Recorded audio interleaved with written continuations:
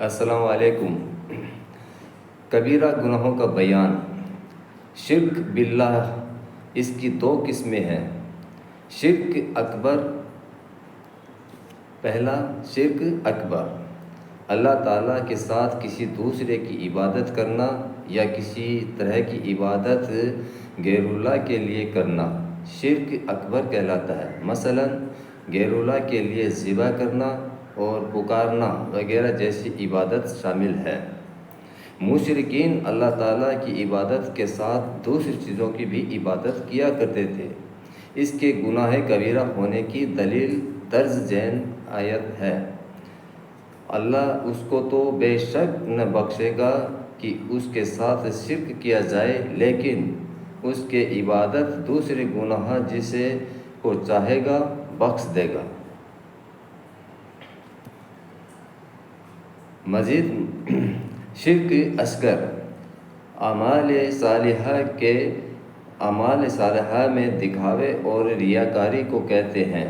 اس کی دلیل ارشاد ربانی ہے۔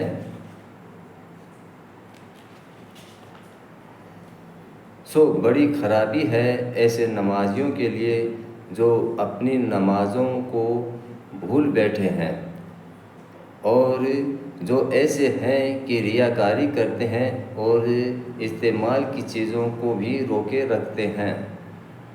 اس سلسلے میں نبی کریم صلی اللہ علیہ وسلم حدیث قدسی سے ارشاد فرماتے ہیں، اللہ تعالیٰ فرماتے ہیں کہ میں شرک کے معاملے میں شرکا میں سب سے زیادہ بے نیاز ہوں۔ اگر کسی نے نیکی کرتے وقت میرے ساتھ کسی اور کو بھی شریک کیا تو میں اس کے اور اس کے شرک کو بھی چھوڑ دیتا ہوں، یعنی مجھے اس کی کوئی ضرورت نہیں۔ مسلم اور ابن ماجہ نے اس حدیث کو روایت کیا ہے۔ مختصر صحیح مسلم 2089۔ قتل کرنا، اللہ تعالیٰ کا ارشاد ہے، اور جو اللہ کے ساتھ کسی اور معبود کو نہیں پکارتے اور جس انسان کو جو اللہ نے حرام قرار دیا اس کو قتل نہیں کرتے، مگر ہاں حق اور نہ زنا کرتے ہیں۔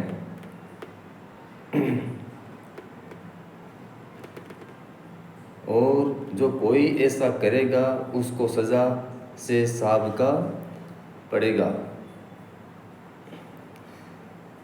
قیامت کے دن اس کا عذاب بڑھتا جائے گا اور اس میں وہ ہمیشہ ذلیل و خوار ہوتا رہے گا، مگر جو توبہ کر لیں اور ایمان لے آئے اور نیک کام کرتا رہیں تو ایسے لوگوں کی برائیوں کو اللہ تعالیٰ نیکیوں میں بدل دیتا ہے۔ جادو ٹونا، اللہ تعالیٰ کا ارشاد ہے، لیکن شیطان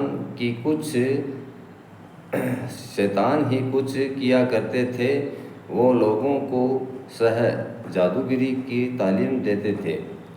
نبی کریم صلی اللہ علیہ وسلم نے فرمایا، 7 مہلک باتوں سے اجتناب کرو، اللہ تعالیٰ کے ساتھ شرک کرنا، جادو ٹونا کرنا، بلا جرم کسی کو قتل کرنا، سود کھانا، یتیم کا مال ہڑپ کرنا، میدان جنگ میں پیٹ پھیر کر بھاگ جانا، پاک دامن عورتوں پر تہمت لگانا۔ یہ 7 چیزیں ایسی ہیں۔ اس حدیث شریف کو بخاری و مسلم نے روایت کیا ہے۔ نماز نہ پڑھنا، اللہ تعالیٰ کا ارشاد ہے، پھر اس کے بعد ایسے ناخلف جانشین ہوئے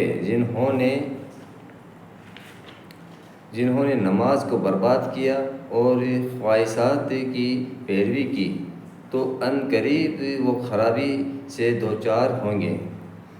ہاں جس نے توبہ کر لی اور ایمان لے آئے اور نیک کام کرنے لگا۔ نبی کریم صلی اللہ علیہ وسلم کا ارشاد ہے، آدمی اور کفر کے درمیان بس نماز چھوڑ دینے کا فرق ہے۔ اس حدیث کو مسلم نے روایت کیا ہے۔ دوسری جگہ ارشاد گرامی ہے، ہمارے اور اس کے درمیان نماز کا معاہدہ ہے، جس نے نماز چھوڑ دی اس نے کفر کیا۔ اس حدیث کو امام احمد نے روایت کیا ہے۔ صحیح الجامع حدیث نمبر 1445۔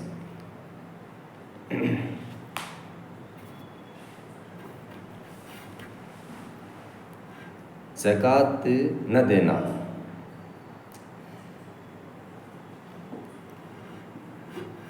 آیات، بسم اللہ الرحمن الرحیم۔ اور جو لوگ اس میں بخل کرتے ہیں جو کچھ اللہ نے انہیں اپنے فضل سے دے رکھا ہے، وہ ہرگز یہ نہ سمجھیں کہ وہ ان کے حق میں کچھ اچھا ہے، نہیں بلکہ ان کے حق میں بہت برا ہے۔ ان قریب انہیں قیامت کے دن طوق پہنایا جائے گا اس مال کا جس میں انہوں نے بخل کیا۔ بلا عذر رمضان کے روزے نہ رکھنا۔ نبی اکرم صلی اللہ علیہ وسلم کا ارشاد ہے، اسلام کی بنیاد 5 چیزوں پر رکھی گئی ہے، اس بات کی گواہی دینا کہ اللہ کے سوا کوئی معبود برحق نہیں ہے، محمد صلی اللہ علیہ وسلم اللہ کے رسول ہے، نماز قائم کرنا، زکوٰۃ ادا کرنا، بیت اللہ کا حج کرنا، رمضان کے روزے رکھنا۔ اس حدیث کو امام بخاری نے روایت کیا ہے۔ فتح الباری 549۔